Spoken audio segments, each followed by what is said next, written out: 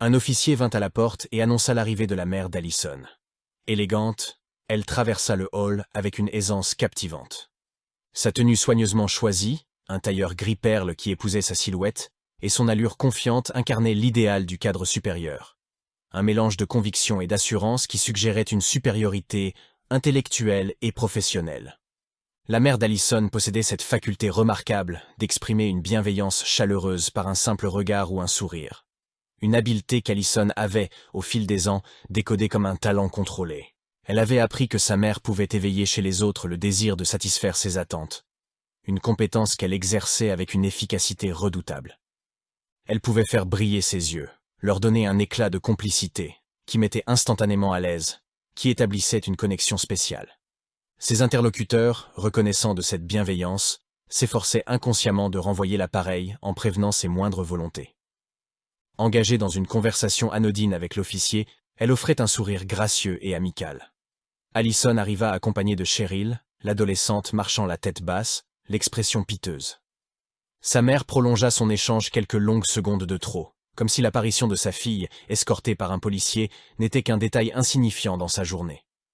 Cependant, lorsqu'elle se tourna enfin vers Allison, un regard d'acier transperça sa façade, révélant la colère et l'humiliation qui brûlaient en elle. Allison frissonna en dedans, reconnaissant ce geste. Elle savait que pour sa mère, la préservation de son image primait sur tout le reste. Cette visite au commissariat n'était pas qu'un simple désagrément, mais une tâche infamante sur sa réputation si soigneusement entretenue. Malgré tout, consciente de la présence des policiers qui les entouraient, sa mère se ressaisit rapidement. Elle accueillit Allison avec une étreinte brève, mais chaleureuse, un geste inattendu qui prit l'adolescente au dépourvu.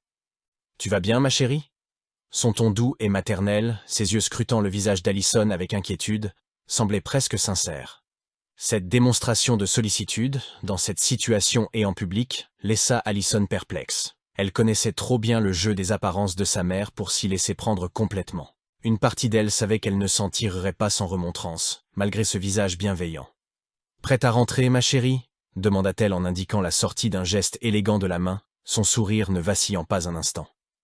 Allison anticipait le scénario. Une façade de civilité en public qui allait se fissurer une fois à l'abri des regards. Elle n'avait pas peur de sa mère, car celle-ci avait toujours été aimante et compréhensive dans leur intimité. Mais elle savait aussi qu'elle pouvait être incroyablement dure lorsque l'on perturbait ses ambitions et son travail. Poussant un soupir résigné, elle lança un coup d'œil implorant à Cheryl.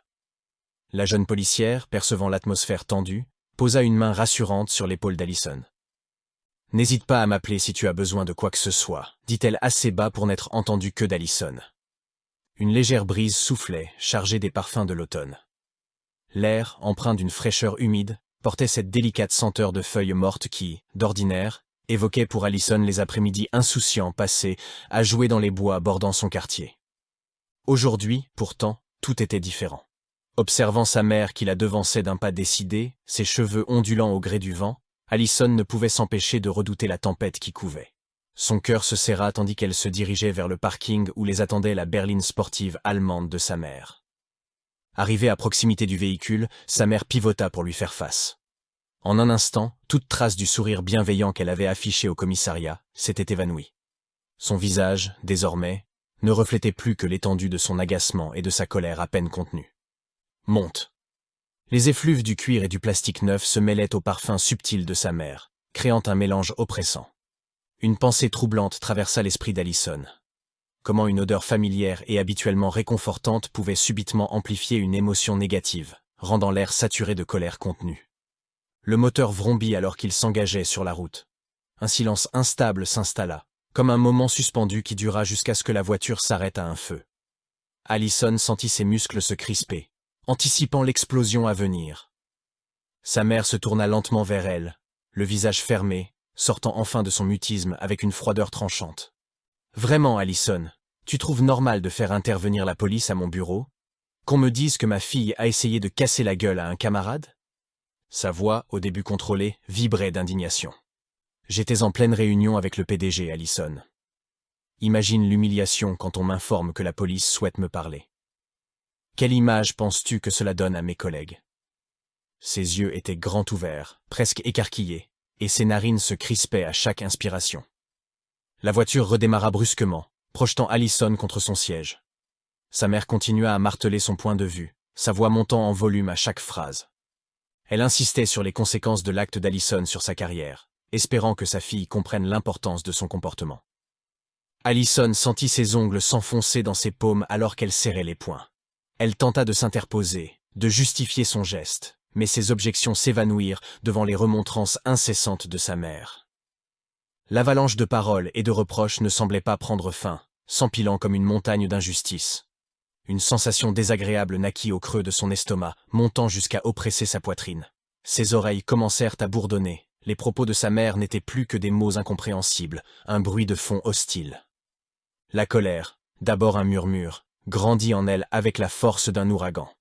Ses tempes pulsaient, sa respiration devenait de plus en plus rapide. Submergée par cette vague de sentiments, incapable de contenir plus longtemps ce torrent de frustration, elle hurla. « Arrête! Je me fiche de ton travail et de ta réputation. Tu crois vraiment que j'ai cherché cette bagarre sans raison ?» Sa voix, tremblante d'émotions brutes, résonnait dans l'habitacle. Pourquoi personne ne veut comprendre? L'intensité de la colère qui s'emparait d'Allison était telle qu'elle agrippa son short, les doigts serrant le tissu avec tant de force qu'elle arracha une couture. Cet accès de rage interrompit net le flot de reproches de sa mère. Se tournant vers sa fille, son visage affichait un mélange de choc et de surprise. Leurs regards se croisèrent, et à la vue de l'éclat sauvage dans les yeux de sa fille, l'inquiétude de la mère se transforma en une alarme panique. Elle laissa ses yeux accrochés à ceux d'Allison quelques secondes de trop. Un klaxon retentit. In extremis, elle aperçut une voiture qui filait droit sur elle. Ou plutôt, c'est elle qui lui fonçait dessus, roulant à moitié sur l'autre voie. Elle l'évita de justesse avec un brusque coup de volant. L'auto partit dans un mouvement de balancier et Allison fut secouée de gauche à droite, se tapant la tête sur la vitre. Elle finit par reprendre le contrôle du véhicule. Sans oser se tourner, elle s'adressa à Allison, la respiration courte et la voix chargée d'adrénaline. « Calme-toi, je t'en prie, calme-toi, chérie. Je suis désolé. » Elle arrêta la voiture à la première place disponible. L'urgence et la préoccupation se lisaient sur son visage. Plongeant au fond du regard de sa fille, elle discerna une étincelle troublante, une lueur d'âme tourmentée. Cette étincelle réveillait en elle une blessure jamais cicatrisée, une vieille peur refaisait surface. Elle saisit la main de sa fille et la serra fort. Elle se rendait finalement compte qu'elle avait besoin de son aide. Était-elle devenue si absorbée par sa propre vie, par sa carrière, qu'elle avait négligé les signaux de détresse de son enfant? L'adolescente à ses côtés lui paraissait brusquement comme une étrangère, une jeune fille dont elle ignorait presque tout. Le contact de la main de sa mère, ce geste simple, mais si rare, éteignit le feu qui brûlait dans le cœur d'Allison. Elle leva les yeux vers sa mère. « Je suis désolée, maman, » murmura-t-elle, les larmes brouillant sa vision, la voix brisée par l'émotion. « Que se passe-t-il, Allison ?» Dès le calme revenu, Allison se lança dans un récit complet de ses mésaventures avec Echoes, exprimant son incompréhension et son anxiété face à cette menace mystérieuse. Son soulagement fut immense. Pour la première fois, quelqu'un prenait ses craintes au sérieux. « Montre-moi ces photos, Ali. » Son visage demeurait impassible tandis qu'elle examinait les images une à une, mais les légers tremblements de ses doigts trahissaient son inquiétude grandissante. Chaque nouvelle photo semblait confirmer ses craintes. Ces lieux étaient indéniablement liés à leur histoire familiale. « Regarde ce carrousel, Ali, » murmura-t-elle, une pointe de nostalgie perçant sa voix. « Nous y étions pour ton anniversaire, peut-être tes 5 ou 6 ans, je ne me souviens plus exactement. » Elle resta un long moment immobile, perdue dans ses réflexions, avant de rendre le téléphone à Allison d'un geste résolu. « Que sais-tu de ce conte, Ali ?»« Pas grand-chose. Je l'ai découvert lundi soir, après le dîner, quand papa et toi vous disputiez. Tu ne soupçonnes personne? À l'école, peut-être? Non, on a déjà cherché avec Sophia, mais on ne comprend vraiment pas. Et on ne connaît personne qui sait prendre des photos pareilles. Il ne s'est rien passé d'autre? Si, on m'a volé mes affaires. » Sa mère laissa échapper un léger rire avant d'acquiescer.